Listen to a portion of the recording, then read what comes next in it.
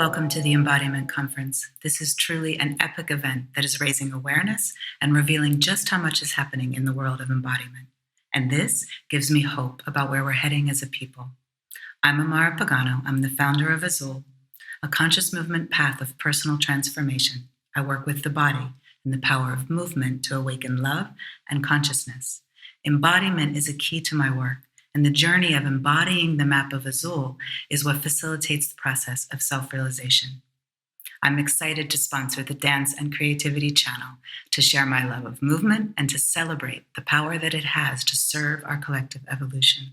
If you are interested in awakening your deepest potential or curious about the spiritual and healing aspects of embodiment, I encourage you to check out Azul.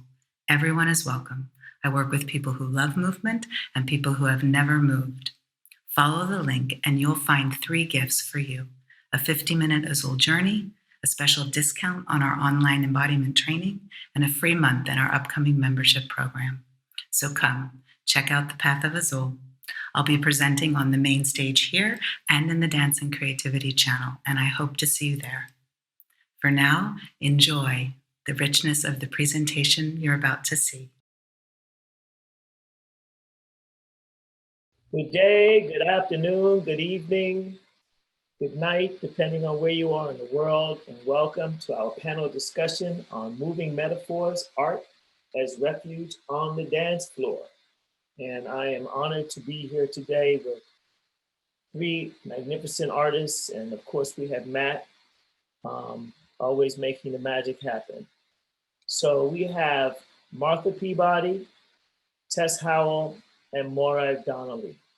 And I'm going to ask each of you to give us just a little bit of a background on you and why this is such an important topic. And if you wouldn't mind, I would like to start with Martha. Would you please tell us a little bit about yourself and why this is such an important topic? Thank you, Emory. I'm really honored to be here. I'm a bit of a invisible muse. It seems to be my MO most of my life. I came from the Midwest. Excuse me? We see you now and you look lovely. Thank you. I've brought the invisible to life for today, as to be with you beautiful people. I got to California at a very early age and ended up at Esalen Institute, where Gabrielle was living and teaching at the time. I was 18 when I met her. She was 33, and her son, Jonathan, who is now carrying on her legacy, was 4 years old at the time. So this is a long developing relationship, which is still continuing, although she is on the other side, the great beyond. I might pardon you for a moment because a lot of people don't know who Gabrielle Roth was. Could you give us a 2-second? Yeah, she was. She's the creator of the practice now known as 5Rhythms. She, in my experience, was an incredible mystic who brought through the feminine path ways of movement and ritual that are healing. Wow. So she was interested in exploring movement and dance as a spiritual path and as a healing path.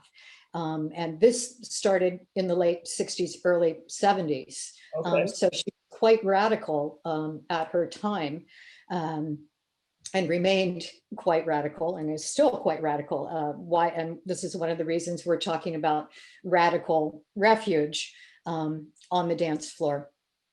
So she was an amazing educator, an amazing a teaching. She never liked to speak of herself as a teacher, and it was more about becoming a teaching, which is now one of the threads that goes through all the 5 Rhythms teachers trainings. That's a whole other topic. But back to the refuge, I feel like, especially right now in COVID times, that refuge is such an important place to hold and be in, because the safety, the clarity that can come from the safety of refuge, I feel like is really necessary in the world right now. Understood. Understood. Tess, would you like to share a little bit about yourself and how you came to this work? Yeah, I'm 5 Rhythms teacher, mainly dancing outdoors, art therapist, arts producer. And I came to this work, I started doing kind of class with Kate Sheila in 2001, and then started doing these 5 Rhythms weekend workshops. And there'd be these kind of piles of way out beauty on the side of a dance floor, of art, of bones, of kind of butterfly wings, of cowboy boots. And I was just like, something interesting is going on here. I grew up around the London art is in a gallery, it's behind glass, it's very pristine, it's contained. And there are these rooms full of people and dancing and sweating wildly and getting visceral and real. And then these kind of explosions of creativity that would happen around the edge of the room. And I was like, I think these people are onto something. And it was something about the truth telling, that it wasn't both in the dance, that you can bring who you are and whatever's moving through you.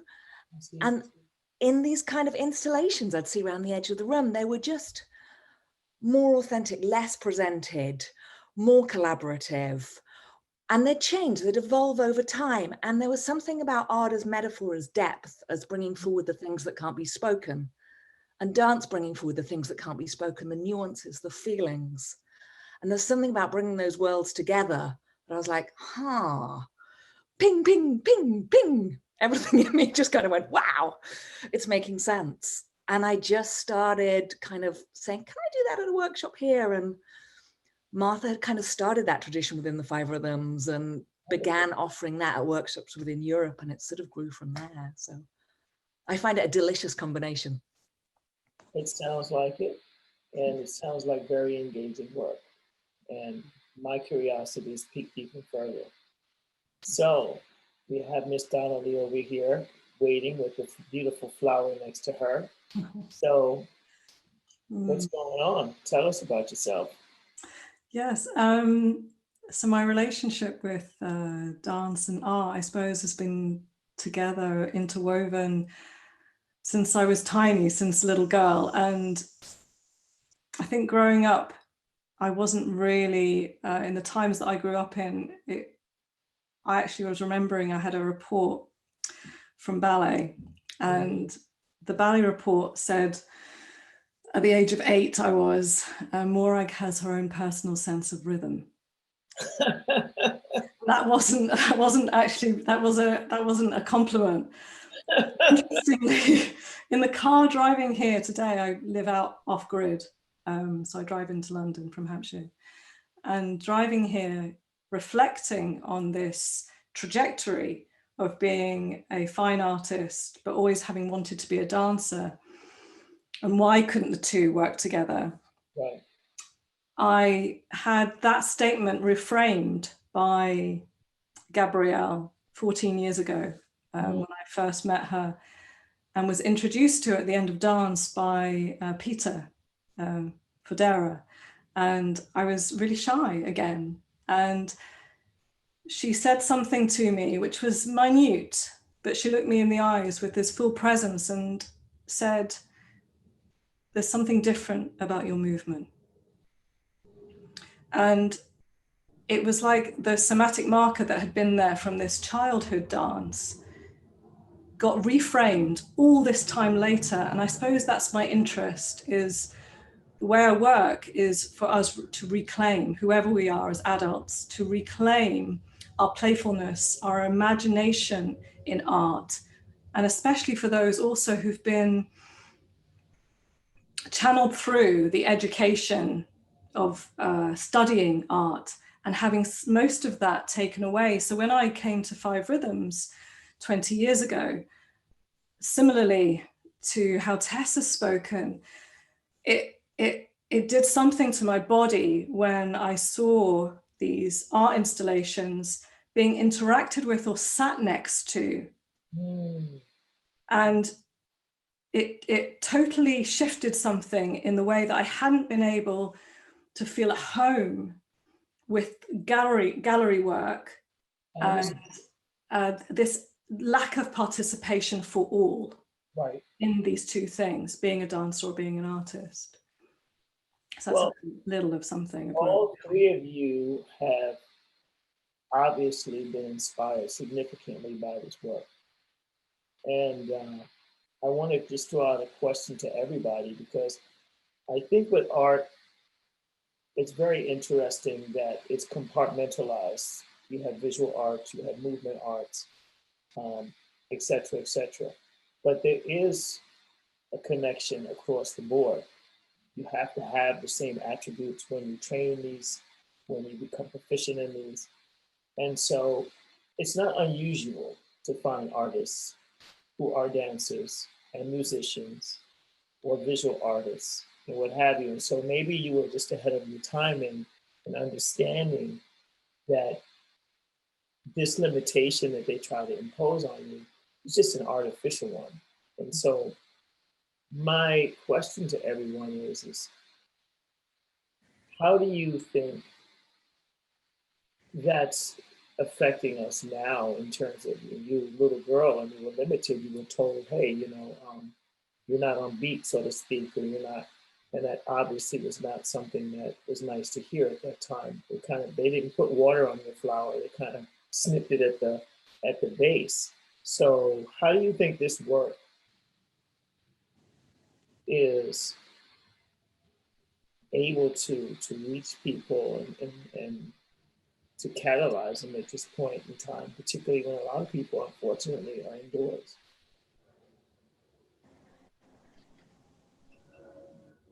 Not everybody running once. I think there's something about responsiveness in the kind of the art that's behind glass is considered and about this and about that. And the art that most touches me is like, this is what's going on in the world.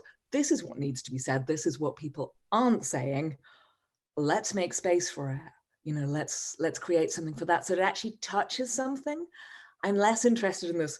This is a meta-conceptual statement about the postmodern, oh my goodness, like what's coming through the body, the heart, the passion.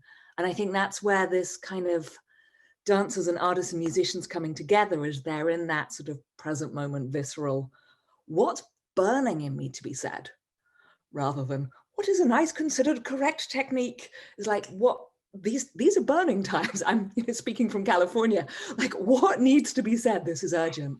And for me, there's something beautiful in this moment of art that's happening about what needs to be said. And I think if we're dancing, we're embodied, it's a quicker way to get to that rather than to get super cerebral about it. We're also talking about class, right? You're talking about art not being accessible to people, but that's the thing you can't touch. When I was young, I used to take my nephew when he was younger to the museum, and a lot of times I had to say to him, no, you can't touch, no, you can't touch. And so he's very tactile. Some of us are very tactile to begin with, and when we're told that we can't learn the world that way, that becomes a big problem for us developmentally.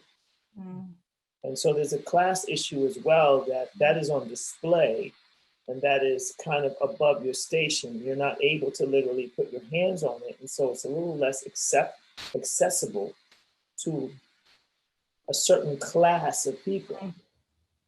And so, Martha, what do you think about that? I see you over there with your musing. Do you think that there's a class issue in the availability of art to people? Oh yeah, definitely. I mean, right now there's a class issue in everything. I don't know one thing that doesn't have a class issue at the moment. And in particular, I just immediately go to the inspiration of Yoko Ono, whose quote is, "Everybody is an artist, everybody is God." Now, she and Gabrielle are definitely on the same wavelength, because in terms of the art in relationship to movement and the dance floor, one of the foundational principles for Gabrielle's work was that that the dance is big enough to hold it all. The dance is big enough to hold it all. Now that I took literally. And so whenever I was making art, which was always around her, that I didn't rule anything out. I didn't rule anything out. We've had things in installations like somebody's grandfather's teeth. What? We've had a woman that we had a positive pregnancy test in an installation in New York City one time during a training, and you better believe everybody celebrated that. So there were the rules went out the window, and when the rules go out the window, in my experience, everybody gets included. Everybody gets included. So the class thing kind of dissolves itself, just like it does on the dance floor. When there is the surrender to the somatic, to the body, to the body. And then of course the mind will follow, and the heart and the soul and the spirit. And there's so many different ways to work that. You know, you can work from the spirit backwards to the body, or you can start with the body and work that way visually. And during my over 40 years of doing this, I think I've probably done almost everything possible, and had some glorious mistakes. That's how we learn. So a couple of things come up for me, and I'd like for you to extrapolate on process. And this goes out to anybody. I know we haven't heard directly from Tess for a moment, but this is an open question if anyone would like to ask it. Can you give us more understanding of the process of this system? How, what does a class look like? What does an experience look like? What does a process look like when you engage in this art form? When you're doing 5Rhythms, how, what is a 5Rhythms class? Is it a class?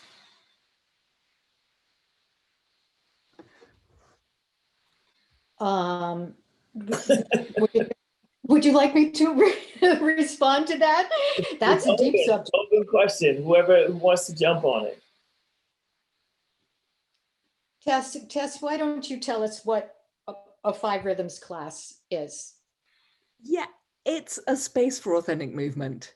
There is a map. There's different tempos, different rhythms, and a wave of energy that kind of Gabrielle found as universals. Starts small, builds up, gets chaotic, and settles down. So there's a kind of a musical map.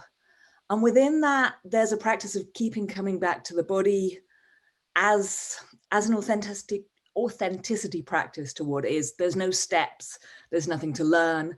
There may be instructions given, like a somatic inquiry, like what is this? What shows up if you do this? What happens if you partner with someone? Do you want to turn away? Or are you like, give me more? So there'll be guided inquiries within that, but there's also generally a large period of really supporting people to listen into their own body, their own authenticity within that. Often with the visuals, it tends to be for a weekend workshop. So there'll be a theme. It might be like thrive or bones or mirrors, looking at aspects of the self. So there'll be an overarching theme, and the visual tends to kind of hold an aspect of that, of maybe some prompts or some riffing or some creativity around an aspect of the practice. So for people who've never taken a class, you're talking about an art installation, and you have a framework for movement within that installation, and you have suggestion or direction or a map, as you put it, and that will help to facilitate the processes by which people move through this space. So how is the artwork? Where's the artwork come in? Does someone else want to answer that one? I'd say Radical Refuge is the place that holds when everything else is spinning too much. then the artwork is somewhere you can go and touch base and ground and touch in and kind of have some space. But I'd love to hear other people's answers on that one. Morag, what you got? Yeah, a lot, but I'm trying to hone it. I think, yeah, the art is like, I think that's the place where people have really been able to kind of come home, especially, or to land themselves. Often when, I mean, I held a group for over 3 years to support artists coming in who don't see themselves as artists. So I was holding a group to encourage those that were coming through the doors to make weekly artworks as a basis for them potentially being able to do a weekend themed piece. And really encouraging those who sat near those altars, like going to chat to them afterwards. And I find that it's like if they've come for the first time, often people migrate toward the art to sit, to land themselves, to find some kind of sanctuary, just by the very physical closeness, whereby on the dance floor you're not talking to people. And here you have a kind of natural, it would seem, space to ground and commune, or to meet yourself through this physical presence. And who generates your artwork? In terms of the group that Matt and I have been a part of with Dancing Dao, it turned into a group of about 30 because it was so encouraged that anyone can do it. And that actually reading back through what Martha wrote originally, I think did you call it The Roses, Martha? Yeah, there's a meme. There's a meme that I have, but that's particularly 5 Rhythms oriented. But to open it up larger, Peter Federa and I worked on what we call visual maps. And Emory, I think this speaks back to the question, like kind of like WTF is this? That an installation, altar, whatever people want to call it, can be a grounding presence, like Morag just spoke about, a touchstone. If you come in the room, you're uncomfortable, whatever. It's a place where you can kind of go and ground yourself. It can be a grounding presence. It can be a centering clue. It can have elements in it that are attractive to people to kind of center themselves.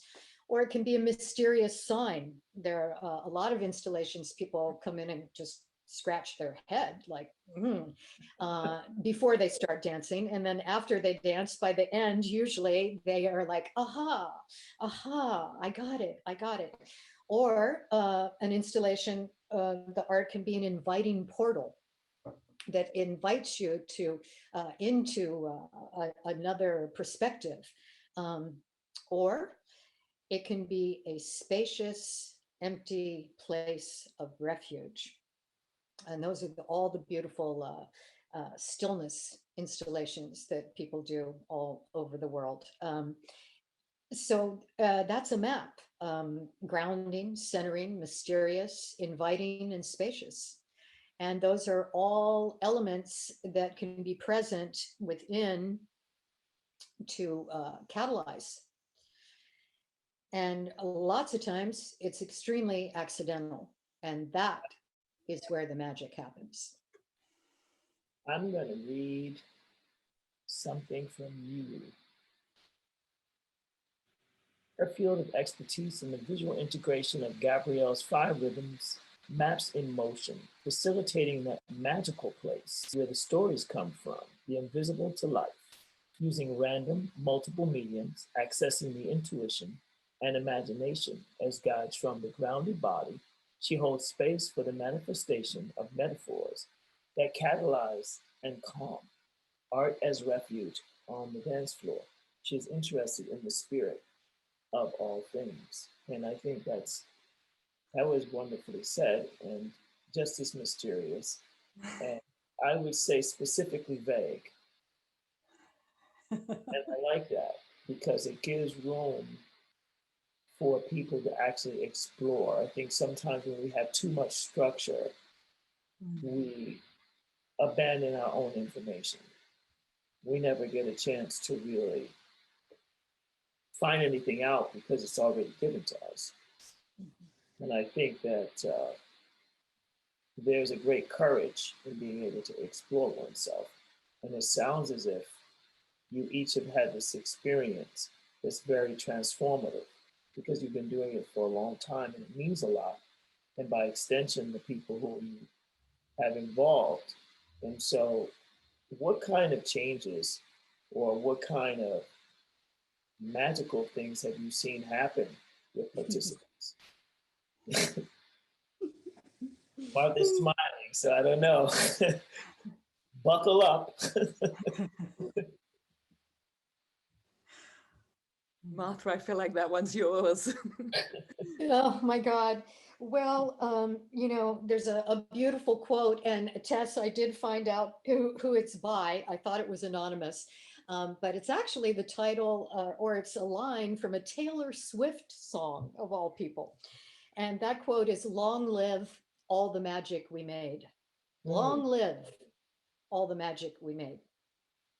I've had people come up to me from something I did 7 years ago that come up to me in a workshop 7 years later and tell me about the experience they had and what was catalyzed in them by, this is just one very strange example, rickrack, which is it's a decorative sewing thing that you put on clothing. Anyway, I used a lot of antique rickrack one time in a chaos installation. And a woman who was in the workshop was completely catalyzed because rickrack to her was her grandmother. I see. It was her grandmother. And it brought to her all these memories of her grandmother, who had passed, of course. And she was flooded, literally weeping and dancing her grandmother's spirit.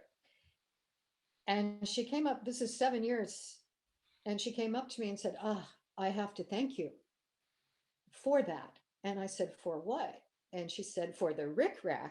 And I said, the rickrack, okay. Now I found that rickrack, it was antique, moldy, yards and yards of it, in some thrift store somewhere for 50 cents, and picked it up intuitively going, oh, I'm attracted to this. And then I ended up using the yards and yards of it in this beautiful chaos. They were called the chaos gates, and you had to dance through them. And here this woman danced through the chaos gates and ended up processing her love and her loss of her grandmother. Now, did I plan that? No, I had absolutely nothing to do with that. I got out of the way. I got out of the way and used the material at hand, not knowing that it was going to catalyze this woman. And basically, she told me it changed her life. Rickrack. Who knew? That's the magic. That's the magic, as far as I'm concerned, is the not knowing. The not knowing. Can I do a little magic right now? Yeah, right now in the world? I would like to do a little magic right now. I would like to cause some of the art pieces to magically appear on the screen. So I'm going to see if I can make that happen. Oh my God. You're a magician. It's the wizard. So if you guys can narrate and maybe give us some background or tell us what we're looking at, it would be wonderful.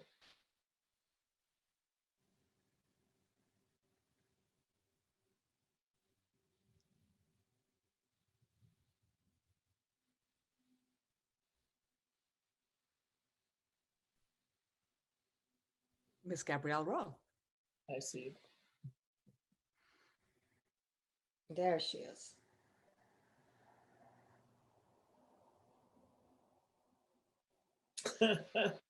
Uh-huh. Yeah, that was magic at work. That was a chaos. Well, that's chaos installation as far as I'm concerned, right there. I was following a map. It was a teacher training, and we had used those frames in the background. We started out. I think we started small and got larger. This is a collaborative piece with Peter Federa, and yeah, I was doing my thing there. I love this picture, Martha, because I can't help thinking that you're on a mantelpiece. You look tiny. I'm trying to see it as a big space, and my head doesn't go there. It was a very large stage, actually, Morag. It was a large raised, beautiful wooden stage. And this piece changed every single day. I'm not sure. That would be how many frames are up there. That would be the third or fourth day of it there. That looks fantastic. I'm so curious.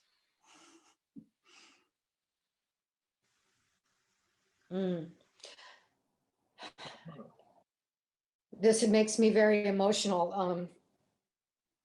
This piece was done the first workshop after Gabrielle passed, and it's a workshop. Jonathan was doing a heartbeat in New York City, and it was the first big workshop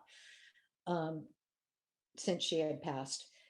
And this piece is about addiction, specifically alcohol addiction. And it's something I know a lot about. And in the center, it says gratitude changes everything, which it does. And again, this is a collaborative piece with Peter Federa.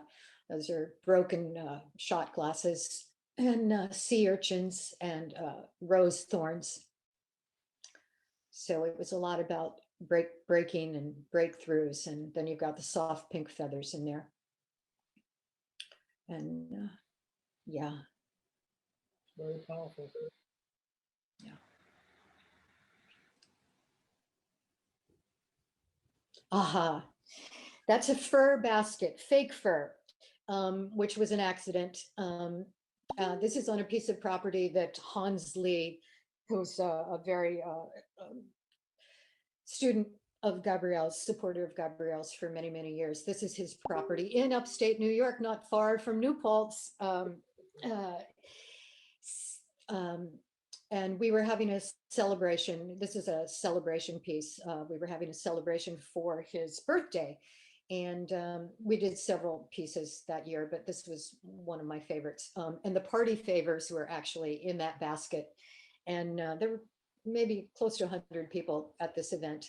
And I can't remember what the party favors were, but they were in that basket. And after we danced on that beautiful lawn, people could go and reach into the basket. And that basket also swung. The kids started batting it about and it swung. And it was quite beautiful. And the piece in the tree is Hans's, the artist, I do not know. But the juxtaposition for me, and when I look at that now, it's such a beautiful stillness. You talk about refuge, you talk about radical refuge. I just want to go climb in that basket now. I just want to go hug the tree and kiss the Buddha up there and then climb in the basket and rest.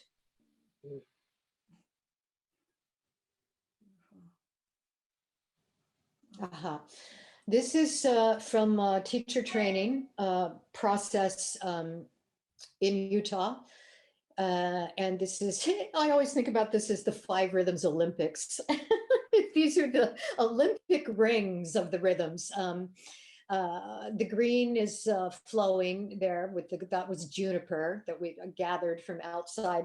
These materials, there's a video piece that accompanies this. The 30 or 40 or 50 participants of this workshop took these materials and then made this incredible installation representing the 5 rhythms out of these. And these all hung from a 30-foot ceiling these hoops with the materials made. So the green is was flowing. The sticks were staccato. There was water, and the shells. Those were some kind of strange shells. That was chaos.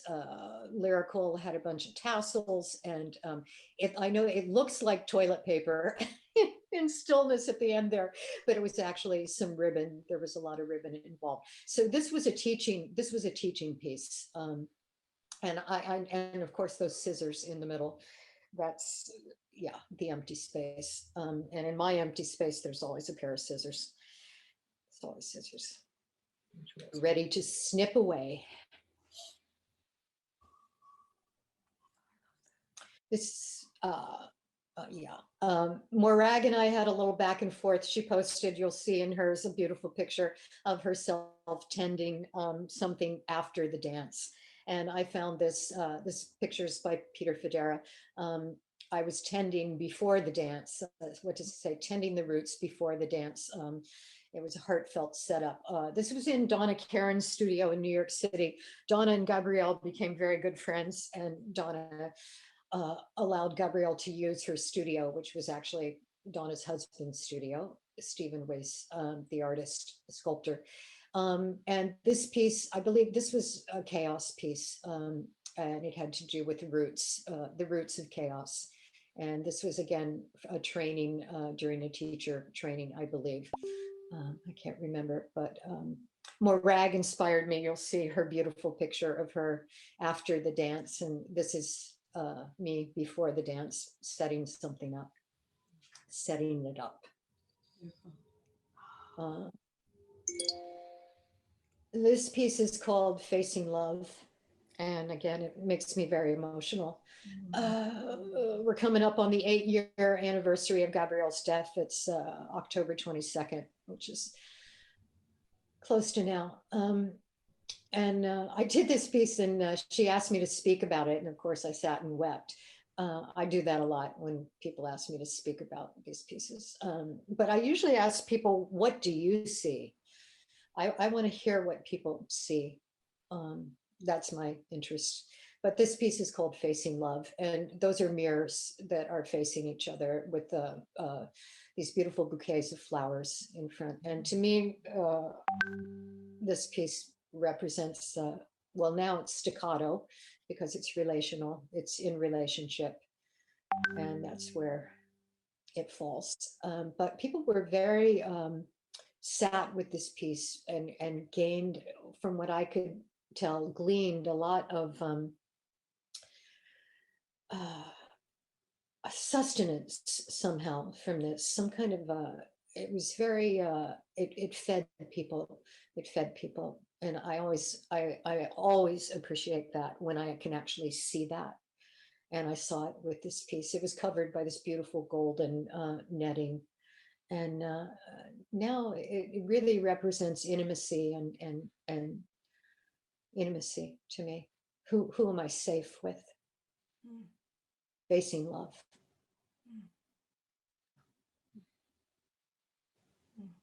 Morag. Thank you. I was sitting here thinking Martha's going to tell me about this image. I got used to listening though. This is this is my old art studio, and I have open studios. And for me, really, the bit that I love about this is actually not the stuff on the walls. It's I have this strong feeling towards how we arrange things and how things are accidental. And for me, it's the chair and the basket and the feathers and all the art materials that are an equal presence to anything that's on those walls. So, and I've always loved people's studios because they have this presence and making capacity that is inherent with the juxtaposition of objects. So for me, that shelving and where I'm sat is such a home place and everybody who came through just migrates over here and actually comes and sits with me when they were coming into the open studios and picks up things. And I think that for me is really, I'm an encourager, and I want to see what others do with my stuff. So I always take that kind of stuff and I take it in strange bags, and some of my students call me Dr. Art. And how important it is to share the things I make my art with the people that I encounter. So yeah, that's why the everyday sort of installation. Yeah.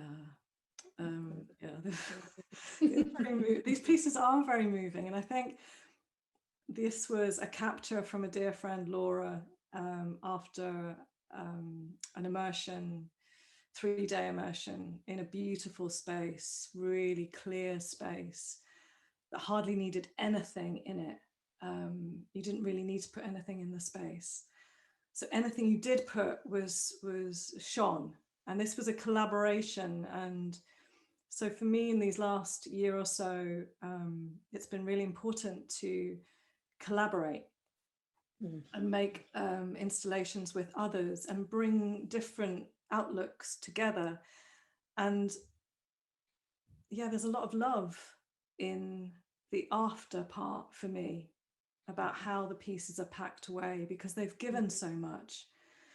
And this was a collaboration with another artist, Maria, and we have a very different avenues into making, but to find a way that it does work, for me, that's it's powerful to give over to what it wants to be rather than what the two individuals think it should be. Yeah, this was a lot of gold in that workshop.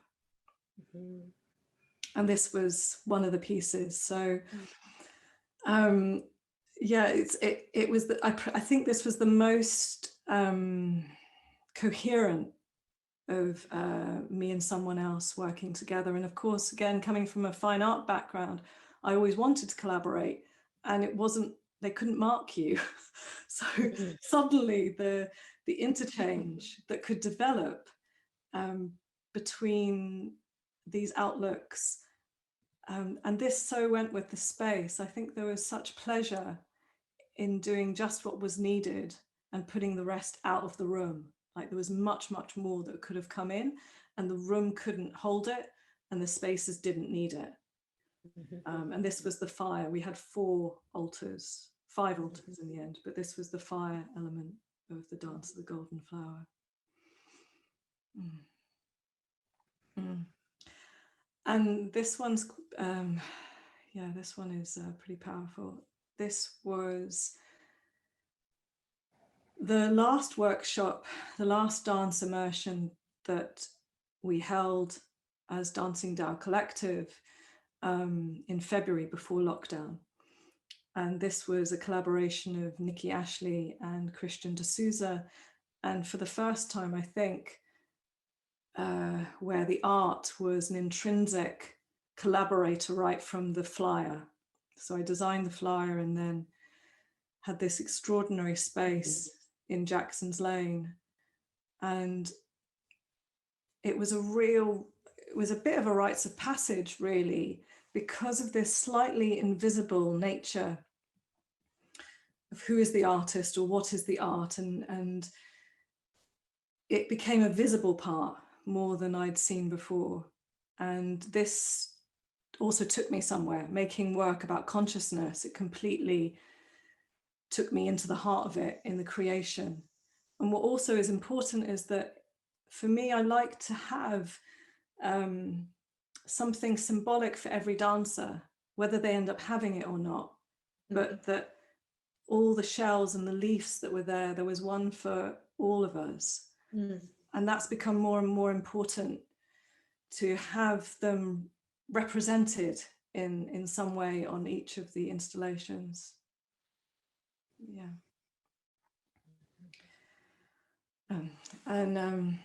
This is the one I keep coming back to at the moment a lot. I use these rolls of wool lining paper with the workshops that I give.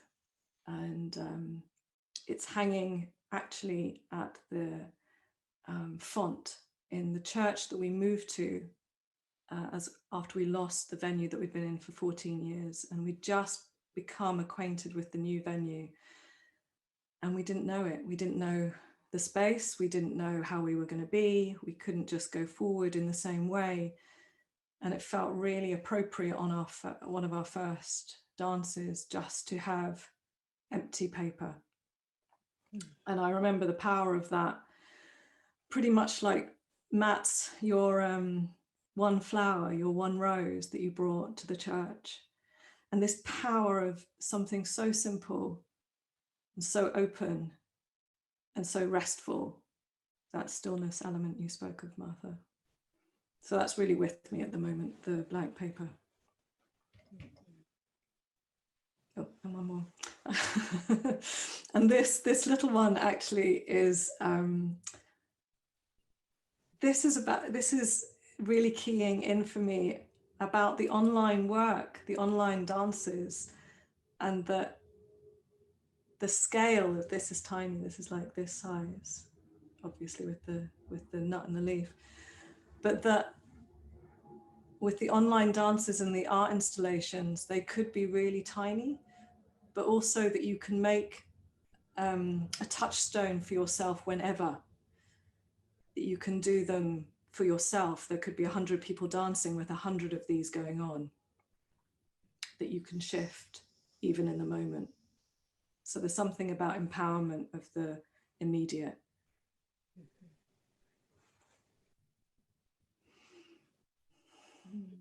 That's a dress of leaves I made after a big breakup in my 30s. And Gabrielle would have this wonderful saying of, if anyone would come to her and say something terrible has happened in my life, and she'd just say, wonderful, I expect great art out of you. And for me, there's always been that momentum with great feeling is a great need to create. So that came out of that moment. Yep. This was a workshop called Connections that Jonathan Gabrielle's son was running in London. And these bones, coming back to the bones of us and the connection between us and raven wings in the middle, and really these kind of invisible threads as, you know, we're all just skeletons kind of seeing each other through, to say something about those links. So, yeah. And that's a pavilion. We take a fully sprung floor. There's a camp called Rhythm Wave, which takes conscious dance to Burning Man. And I wanted to make a whole pavilion that people, because it's so hot, so shady, you could literally sit. We had a phone with a phone call to God you could call in. We had a little touchpad so people could email God, 21st century. And just a space, people could write pieces of paper, communicate their messages, where they could actually be physically held by the art. And actually, it's a very intense setting to dance in. They could rest into that. And I want to say there's many dance practices doing this. You know, Gabrielle started something and so many amazing modalities have come out from there. So this happens in a lot of conscious dance forms. Yeah. And this was for a workshop called Cycles, and starts with little caterpillar eggs and going into caterpillars getting linear and growing, and then the chaos of cocoon. And for me, there's something about, in a way, the dance, we dissolve into sweat and mess and snot and tears and all the rest of it as it moves through us. And we kind of get reborn. We come out with shiny eyes and kind of polished by that. So the cocoon was the real place of chaos, and then this lightness and stillness. So, and that was for a workshop around, you know, cycles, around the stages that we go to. I try and work with a metaphor, and people will just see what they see in it. It's not for us to tell them what it is. You know, butterfly is a big enough thing. Turning to mush in a cocoon is a big enough thing that people will have their own relationship with it. Yeah.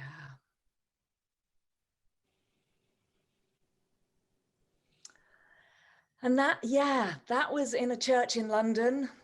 Again, we seem to end up dancing in lots of churches, and it's great that all these places of faith are allowing us to go and get wild to dirty bass lines in them. I really appreciate that. And as it went through, we cleared the trees, I slit the fabric, and we got back to whiteness before that. So it was about kind of coming to see clearer as day after day after day the mind drops away as you dance, you get more embodied for that. So yeah, how kind of the metaphor can guide us through the dance process in a way, and to come back to something quite simple. It was also November in England, so there was lots of fall, autumn things happening around that time.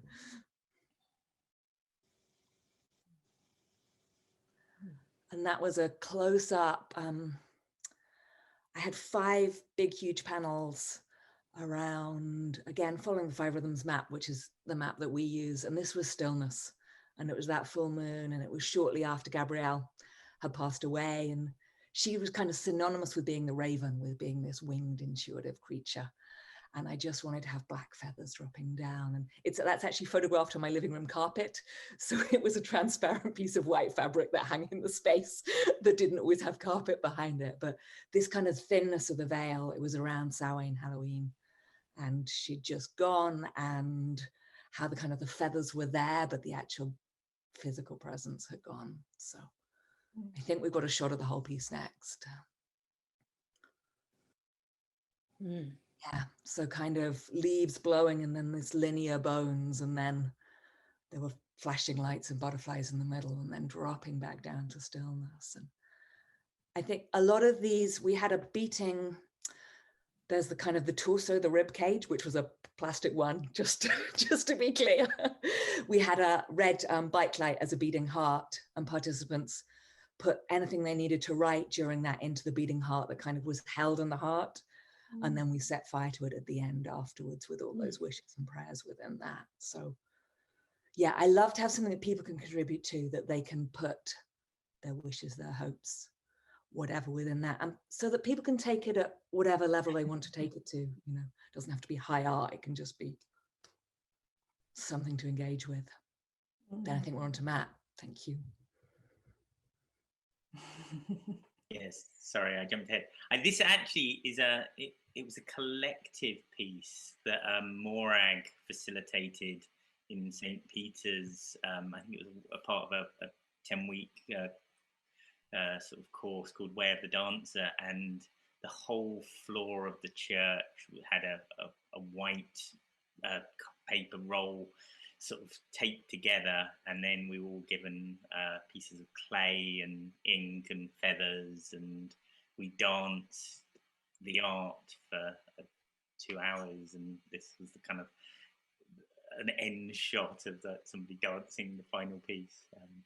But yeah, it just felt like a good ending. I think we might be coming to time, so sorry. A cat jumped, and I sort of was a bit trigger happy on your last piece, Tess. Sorry about that. I think there might be. That's the end of the share. So, Well, that was very powerful. If you don't hear me, you know it's powerful because I normally talk a lot. Matt, thank you so much for doing the technical expertise, the man behind the men, the man behind the ladies. Martha, thank you for your insights and for your passion. And Tess, thank you so much for your participation and for the artwork. And Morag, thank you so much for the flavor that you bring in the artwork. And I was very moved by this experience. I think that it's very powerful. I like the combination of the expressive art, and I would have liked to actually have maybe seen a little video so I could have seen the whole cake together. You know, it seems like you have pieces and put the whole pie together. So, is there anything? I know we have to jump.